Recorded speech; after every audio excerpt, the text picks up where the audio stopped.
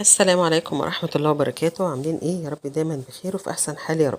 في وصفة النهاردة هنعمل قمر الدين او رولات قمر الدين زي ما انتم شايفينها كده، او تجفيف المشمش او تصبير المشمش زي ما بيسمى في الدول العربية.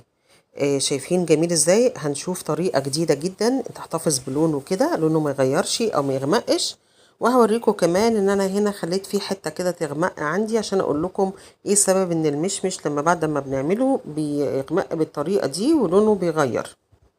الطريقة ديت جديدة وحصرية، وارجو ان انتوا تدعموني لو عجبتكم الطريقة ان شاء الله. انا عندي المشمش دوت جايباه طبعا من الفيديو اللي فات من بلد اسمها العمار في القليوبيه. بتشتهر بالمشمش، والمشمش دوت اقرب ما يكون للحموي بس مش حموي، لكن هو لونه فاتح كده وكان مسكر جدا. هنعمل ايه بقى؟ انا جبت غسلت عندي دول حوالي كيلو ونص، وخليتهم طبعا يصفوا ميتهم، وجبت عندي صاج وحطيت عليه ديت ورقه زبده يا جماعه. ده ورق زبدة جديد كده نازل في السوق بيتغسل، يعني استخدمه واغسله زي ما انا عايزة. اول مرة اجربه، وبصراحة هقول لكم النتيجة في الاخر عاملة ازاي. يعني ان كان في عيوب هقولها، ان كان فيها ميزة هقولها، بس هو شايفينه طبعا بالجمال ده. حجمه حلو، يعني الصاج دوت كبير 30 في 40، وهو واخد الصاج كله. قسمت كل مشمشة نصين كده زي ما انتوا شايفينها. هو ما شاء الله جميل، مش محتاج، بس انا عاوزة احتفظ بيه، مش عاوزة اقسمه بايدي، اقسميه بسكينة علشان تحتفظي ان هو يطلع عصارته او اي حاجة، لان هنعمله بطريقة جديدة خالص جدا.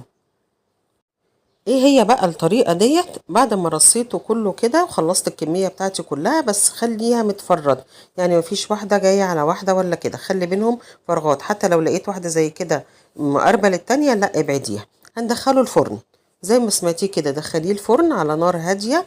بصوا هنا بعد مرور حوالي 5 دقايق بدأ يطلع السكر اللي جواه. شايفين السائل اللي نزل منه دوت؟ هو السكر بتاع المشمش. ما حطيتش عليه اي حاجة خالص.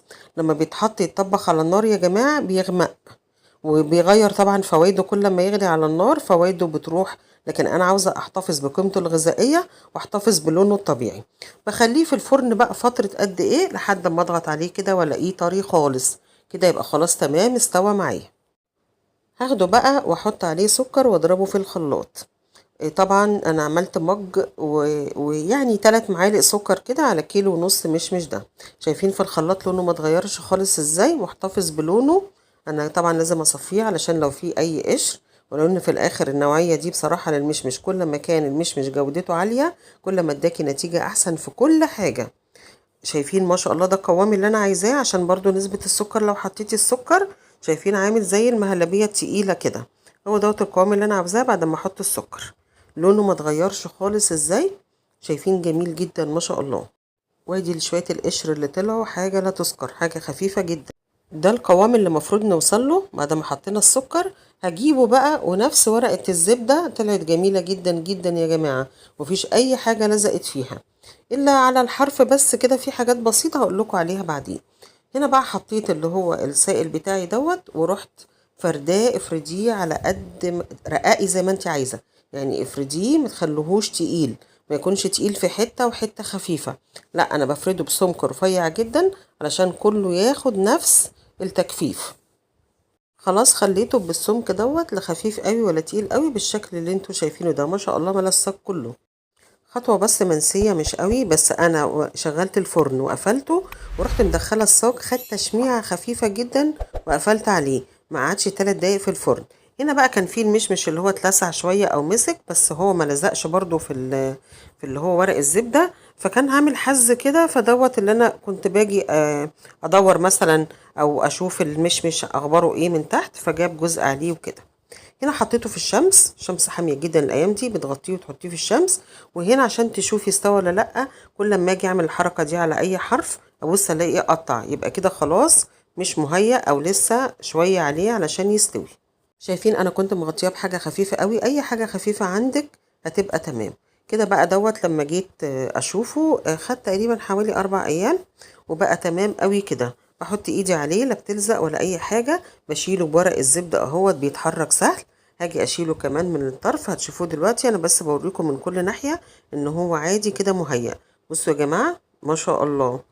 ده الجزء بقى اللي هو غمق ده، انا كنت دخلت الصاج من الناحيه دي على الفرن حاجه بسيطه عشان اوريكم انه لو اتعرض للحراره هيغمق، لونه هيغمق. هي دي الحتة بس اللي غمقت لما انا عرضتها للحرارة في الفرن. دهنت بقى زيت خفيف قوي كده عليه من فوق عشان لما اطبقه ما يلزقش في بعضه، يعني مسحة بسيطة، شايفين؟ حاجة بسيطة كده مش اكتر. هنا بقى اللي عشان لما اجي اطبقه كده وانا بشيله ما يلزقش في قلب بعضه.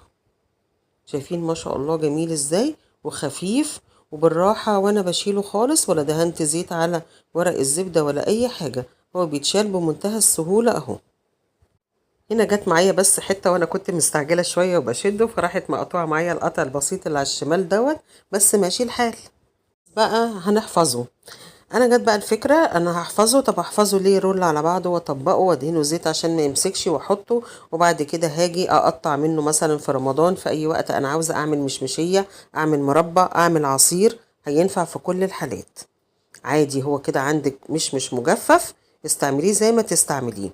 هنا بقى قلت ان انا اعمله رولات كده صغيره على القد، والرولات ديت اخليها يعني هي ما شاء الله حجمها حلو هيت وجميله جدا.